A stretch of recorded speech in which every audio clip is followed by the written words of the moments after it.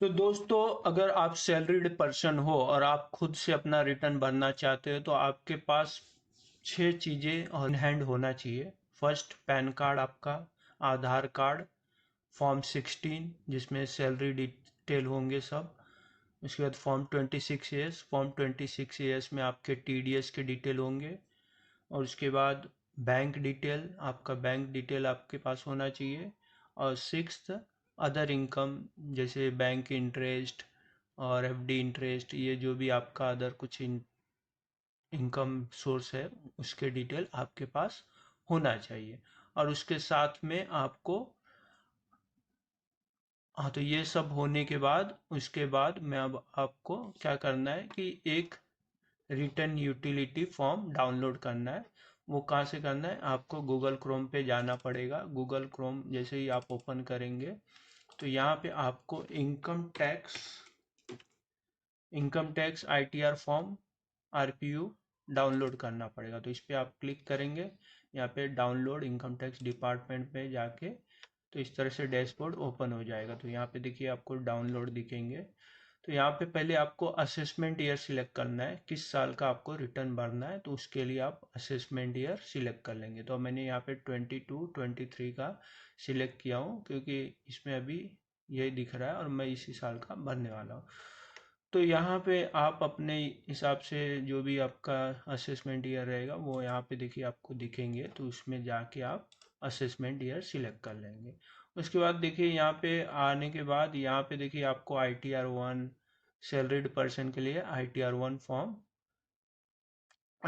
Form download करना पड़ेगा। तो यहाँ पे आप ITR1 फॉर्म पे जाके यूटिलिटी एक्सेल बेस पे आप क्लिक करेंगे तो इस तरह से यहाँ पे आपको देखिए यूटिलिटी फॉर्म डाउनलोड हो जाएगा। और यहाँ पे जाके शो इन फोल्डर पे आप क्लिक करेंगे और इसको एक्सट्रैक्ट कर लेंगे, एक्सट्रैक्ट फाइल।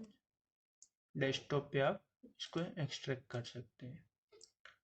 तो इस तरह से आप डेस्कटॉप पे एक्सट्रैक्ट कर लेंगे। इसके बाद ये फाइल देखिए यहाँ पे डाउनलोड हो गया है। अब इसको मैं ओपन कर लूँगा। तो दोस्तों, इस तरह से फॉर्म ओपन हो जाएगा। फॉर्म ओपन होने के बाद यहाँ पे आपको फर्स्ट नेम अपना डाल देना है और मिडल नेम और लास्ट नेम और पैन नंबर। जैसे ही आप पैन नंबर डालेंगे तो ये सब डिटेल ऑटोमेटिकली फिलअप हो जाएगा, नहीं तो आप मैनुअली इसको फिल कर देंगे। उसके बाद यहाँ पे नीचे आएंगे तो आपको आधार नंबर डालना है आपका। तो आप अपना आधार नंबर डाल देंगे। इस तरह से आधार नंबर डालने के बाद आपको यहाँ पे आपका एड्रेस डाल देना है। तो यहाँ पे एड्रेस डाल दूंगा।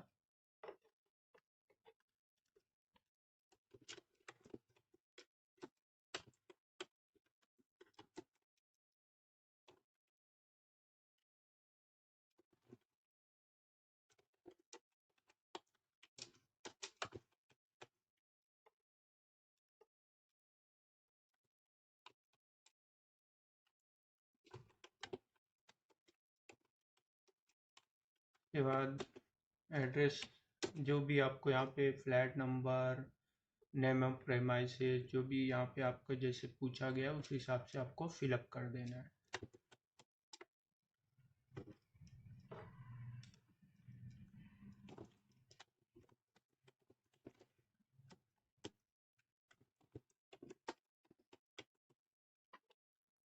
स्टेट, आपका जो भी स्टेट होगा वो आपको यहाँ पे सिलेक्ट कर लेना है।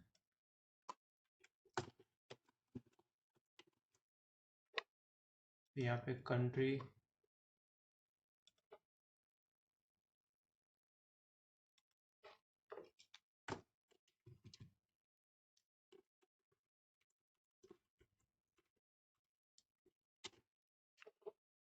यहाँ पे आपको पिन कोड आपका डाल देना है। फिर इसके बाद यहाँ सारे एड्रेस के डिटेल आप यहाँ पे फिलअप कर देंगे। Pin code, address, road, area, locality. फिर इस सब भरने के बाद आप यहाँ पे आ जाएंगे नेचर ऑफ एम्प्लॉयमेंट पे। तो नेचर ऑफ एम्प्लॉयमेंट पे आप अगर प्राइवेट एम्प्लॉई है तो private employee, state government employee है तो state government, central government employee है तो सेंट्रल गवर्नमेंट, जो भी आप रहेंगे उस हिसाब से आपको यहाँ पे सिलेक्ट कर लेना है। अदरवाइज यहाँ पे आपको जाके अदर्स में सिलेक्ट कर लेना है। उसके बाद यहाँ तक हो जाने के बाद देखिए यहाँ पे फिर आप आओगे, are you opting for new tax regime या ओल्ड टैक्स रिजिम। तो आपको जैसे मालूम है अभी दो रिजिम चल रहे हैं, एक तो ओल्ड रिजिम, जो ओल्ड रिजिम में जो भी पुराने स्लैब्स हैं 2.5 लाख से के ऊपर के जो भी टैक्स का स्लैब है ओल्ड रिजिम में आता है, और नए स्लैब में न्यू टैक्स रिजिम में आपको डिडक्शन नहीं मिलेंगे, लेकिन उसमें आपको स्लैब रेट में ज़्यादा बेनिफिट है। अगर आप इन्वेस्टमेंट करते हैं तो आपके लिए ओल्ड ओल्ड टैक्स रिजिम में बेनिफिट ज़्यादा है, अदरवाइज आप न्यू टैक्स रिजिम सिलेक्ट कर सकते हैं। तो मैं यहाँ पे ओल्ड टैक्स रिजिम सिलेक्ट करूँगा। फिर ओल्ड टैक्स रिजिम सिलेक्ट करने के बाद यहाँ पे आप आएंगे नीचे, are you filing return of income under 7th provision of section 139(1), उसको मैं नो कर दूंगा। ये नो करने के बाद आगे यहाँ पे आप आएंगे, इस पे आप अपना मेल आईडी डाल देंगे। इसमें जो भी ग्रीन पट्टी दिख रहे हैं वही आपको फिलअप करना है। तो ईमेल एड्रेस में यहाँ पे मैं ईमेल एड्रेस डालूंगा अपना।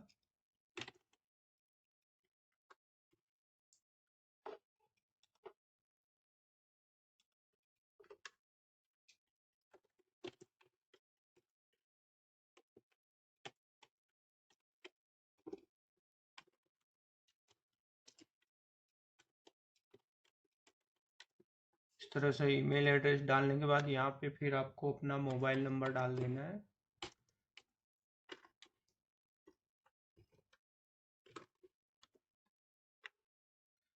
फिर यहाँ पे आपको रो में जाके आप सिलेक्ट कर यहाँ पे आपको सिलेक्ट करना है कि आप ऑन और बिफोर ड्यू डेट से पहले भर रहे हैं या ड्यू डेट के बाद, या रिवाइज कर रहे हैं, जो भी रहेगा उसके हिसाब से आप यहाँ पे आप सिलेक्ट कर लेना है। तो मैं तो ऑन और बिफोर ड्यू डेट भर रहा हूँ तो इस पर मैं सिलेक्ट करूँगा। उसके बाद आपको यहाँ पे आना है। देखिए ये सब चीज़ आपको नहीं भरना है अगर आप ऑन और बिफोर ड्यू डेट कर रहे हैं तो। फिर आपको यहाँ पे आना है ग्रॉस सैलरी। अगर फिर ये फॉर्म 16 में आपको सारा डिटेल मिलेगा सैलरी का, तो आपका ग्रॉस सैलरी कितना है वो आपको यहाँ पे डाल देना है। फिर उसके बाद आपका वैल्यू ऑफ परक्विजिट, अगर फॉर्म 16 में जो भी दिख रहा होगा तो वो आपको यहाँ पे डालना है। तो मेरा कुछ नहीं है तो मैं 0 डालूंगा। प्रॉफिट इन लिeu ऑफ सैलरी, ये भी 0। तो ये आपको सारा डिटेल यहाँ जो भी भरना है वो फॉर्म 16 के हिसाब से भरना है। तो यहाँ पे मैं ग्रॉस सैलरी डालने के बाद यहाँ तो कुछ नहीं है, इसमें भी कुछ नहीं है।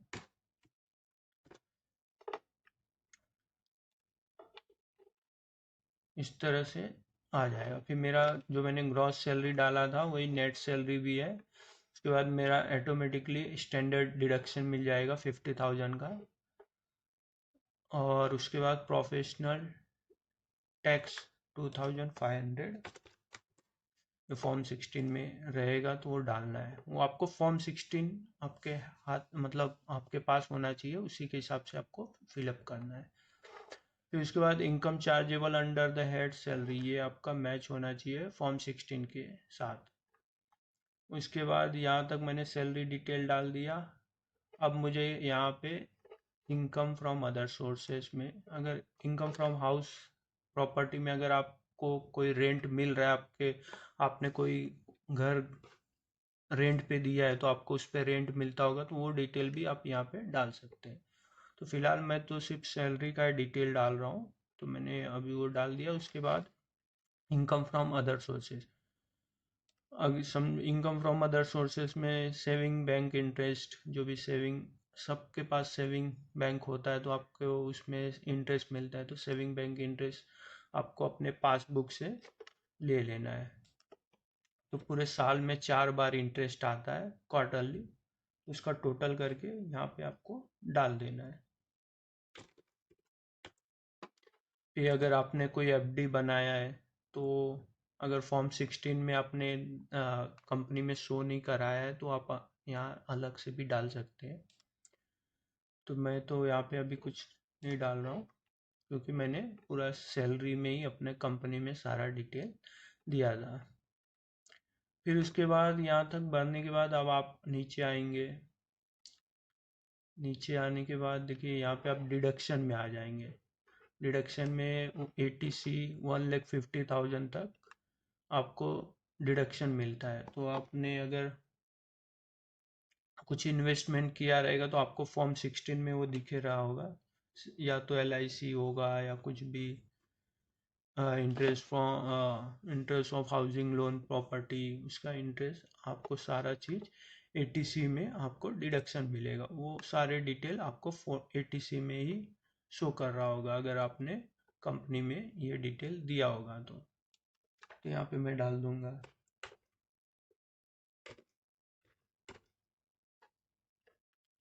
उसके बाद ATCC का कोई इन्वेस्टमेंट आपने किया है तो वो आपको यहाँ डाल देना है फॉर्म 16 के हिसाब से। ATD में मेडिक्लेम का आपका कोई है तो वो आपको भर देना है। यहाँ पे आपको सिलेक्ट कर लेना है।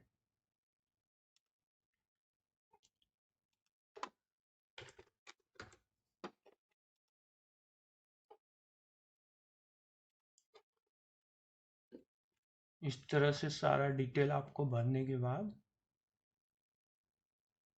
ATTA में आपने जो सेविंग बैंक इंटरेस्ट लिया था वो ATTA में आपको एग्जेम्प्ट मिल जाएगा। तो वो आप यहाँ पे जो सेविंग बैंक इंटरेस्ट आपने डाला था 4562 वो यहाँ पे आपको ले लेना है।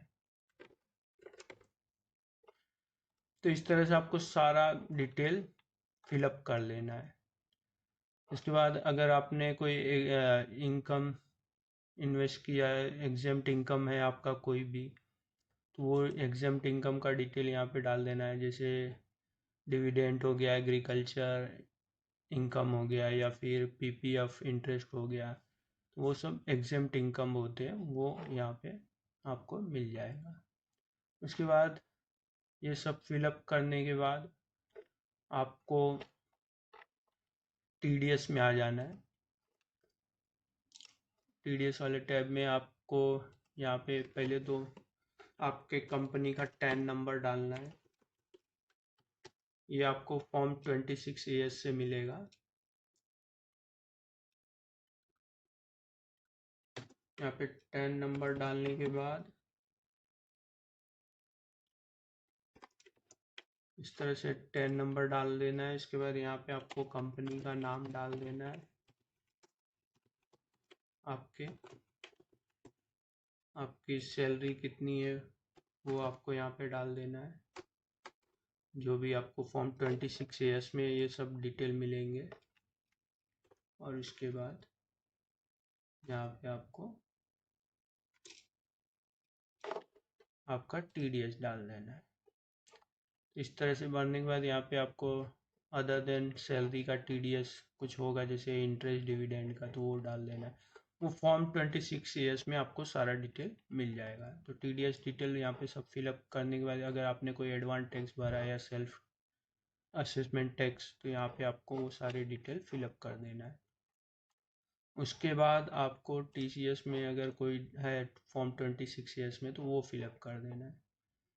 ये सब भरने के बाद फिर आपको टैक्स पेड एंड वेरिफिकेशन पे जाना है और यहाँ पे आपको बैंक डिटेल डाल देना है। तो आपको यहाँ पे बैंक डिटेल भरना है, IFSC कोड डालना है, बैंक नेम डालना है,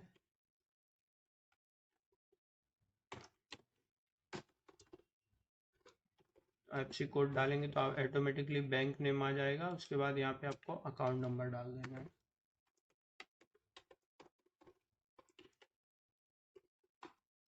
इस तरह से आपको अकाउंट नंबर डालने के बाद यहाँ पे आके आप अपना वेरिफिकेशन कर लेना है। यहाँ पे आपको